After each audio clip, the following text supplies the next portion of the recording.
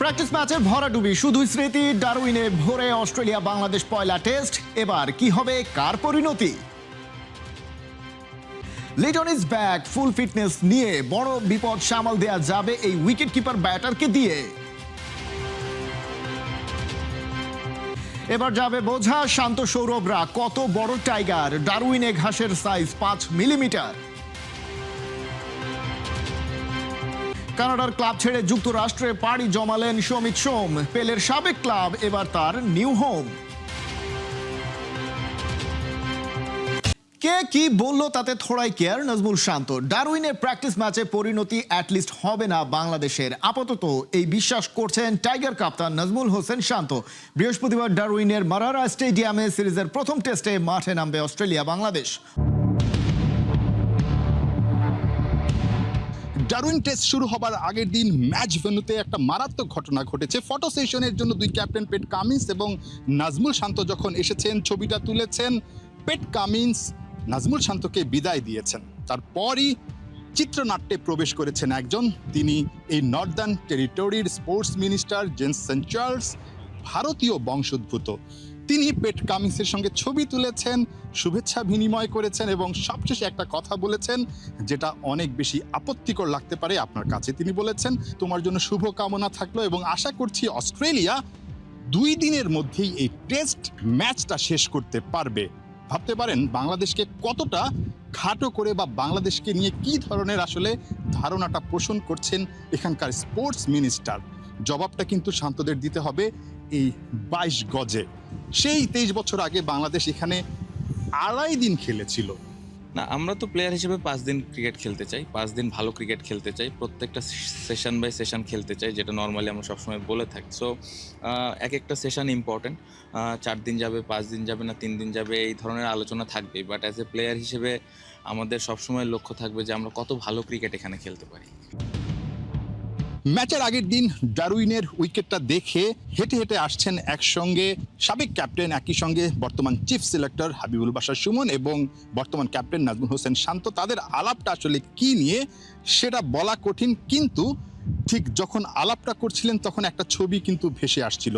একজন সেই 23 বছর আগে এই মাঠটাতে খেলেছেন, আরেকজন ঠিক 23 বছর পরে বাংলাদেশকে নেতৃত্ব দিচ্ছেন। হাবিবুল বাশার সুমনের এক্সপিরিয়েন্স আছে এই মাঠটাতে খেলার, সেখান থেকেই নাজমুল হোসেন শান্তকে তিনি কিছুটা পরামর্শ দিয়েছেন নিঃসন্দেহে। সেই পরামর্শটা আসলে কি ছিল? না, সিলেক্টর সাথে এটাই কথা হচ্ছিল যে এখন সেই 23 বছর আগের মতো এই টিমটা নাই। সো তার বিশ্বাস আছে এই টিমটার উপরে। এবং প্র্যাকটিস ম্যাচের যে কথাটা বললেন, আসলে এরকম ম্যাচ আমরা এর আগেও খেলেছি, to be very honest. So এরকম একটা খারাপ দিন যেতে পারে, আমি বিশ্বাস করি যে এরকম দিন এই টেস্ট ম্যাচে আসবে না। Liton Das is back. Darwin টেস্টের আগে বড় এক ঘোষণা নিয়ে হাজির ক্যাপ্টেন শান্ত, আর তাতে স্বস্তির ছাপ চোখে মুখে। কিন্তু শুধু এক লিটনেই কেন এত নির্ভর দল? লিটনে কি সেরা? সেই প্রশ্নের উত্তরটা পাওয়া যায় গেল 5 বছরে এলকেডির টেস্ট পারফরমেন্সের দিকে চোখ রাখলে। কিন্তু ওই পারফরমেন্সই কি যথেষ্ট অজিদের বিপক্ষে ঢাল হয়ে দাঁড়াতে? 54, মাত্র 54টা রান। স্বপ্ন দেখার আগেই দুঃস্বপ্নটা দেখে ফেলেছে বাংলাদেশ। সেই ভয় যে তাড়িয়ে বেড়ায় অহর্নিশ।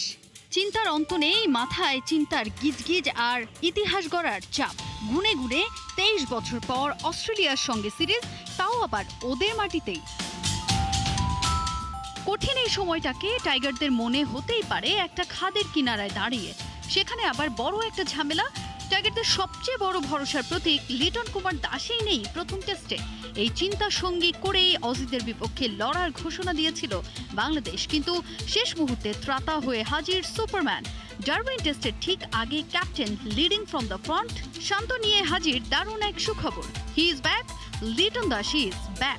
লিটন ভাই আসাতে অবশ্যই ব্যাটিংয়ের ডেপথটা তো আর একটু বাড়তেছে এবং ওই জায়গায় কনসিস্টেন্সি আছে তার। সো আমার মনে হয় যে এই আগামীকালকে থেকে যে টেস্ট ম্যাচটা হবে ওইখানে আমরা এজ এ ব্যাটিং ইউনিট ভালো করার আশা রাখছি এবং প্রিপারেশনটা ভালো হয়েছে এখানে যে কয়দিন আছে।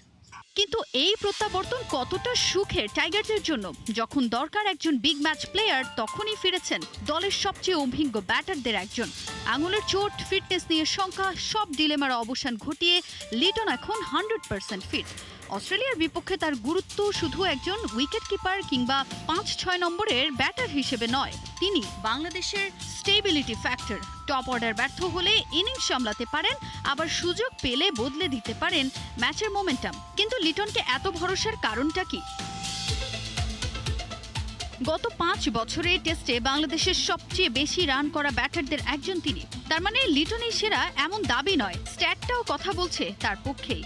এই সময়ে তার রান ছিল 2300-র ওপরে, আর ব্যাটিং গড়টাও চোখে পড়ার মতো। আছে 6টি সেঞ্চুরি, 13টির বেশি 50, আর এই পরিসংখ্যানের পেছনে আছে চাপের মুহূর্তে দাঁড়িয়ে যাওয়ার গল্পটাও।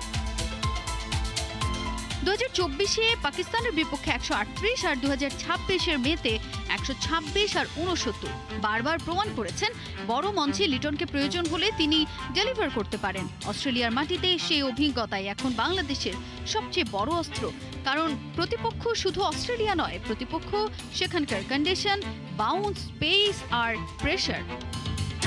উইকেটে 5 মিলিমিটার ঘাস, অস্ট্রেলিয়া একাদশে 5 পেসার, ভাবা যায়? তবে কি দুঃস্বপ্ন টাইগারদের জন্য অপেক্ষায়? ব্যাটসম্যানরা বাঁচতে পারেন কোন টোটকায়? মেহেদী হাসান মিরাজ ম্যাচের আগের দিন উইকেটটা মন দিয়ে দেখছেন, পড়ার চেষ্টা করছেন।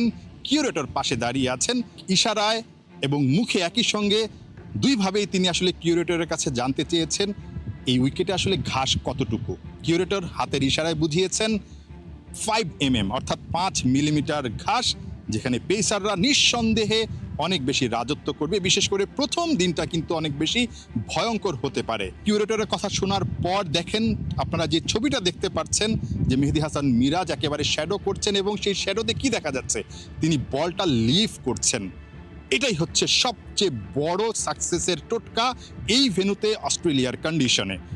মেহেদী হাসান মিরাজরা যদি যেই বলটা লাফিয়ে উঠবে বা যেই বলটা স্ট্যাম্পের উপর দিয়ে চলে যাবে সেটা যদি ঠিকঠাকভাবে ছাড়তে পারেন, তাহলেই কিন্তু এই ভেন্যুতে সাফল্য পাওয়া সম্ভব ব্যাটসম্যানদের। ইন্ডিয়ার ভিভিএস লক্সমান, যিনি কিনা বর্তমানে ভারতীয় দলের পরামর্শক হিসেবেও কাজ করছেন, সেই ভিভিএস লক্সম্যান মোহাম্মদ আশরাফুল, বাংলাদেশের ব্যাটিং কোচ, তাকে একটা টোটকা দিয়েছিলেন, পরামর্শ দিয়েছিলেন। আশরাফুল নিজেই তার কাছে গিয়েছিলেন যে অস্ট্রেলিয়ার মাটিতে আসলে বাংলাদেশ যদি ভালো করতে হয়, বাংলাদেশের ব্যাটাররা যদি ভালো করতে হয়, কি করতে হবে। তিনি ঠিক এই কথাটাই বলেছিলেন যেটা মিরাজ করছিলেন শ্যাডোতে, এবং এই কাজটাই ম্যাচেও কিন্তু তাদেরকে করতে হবে।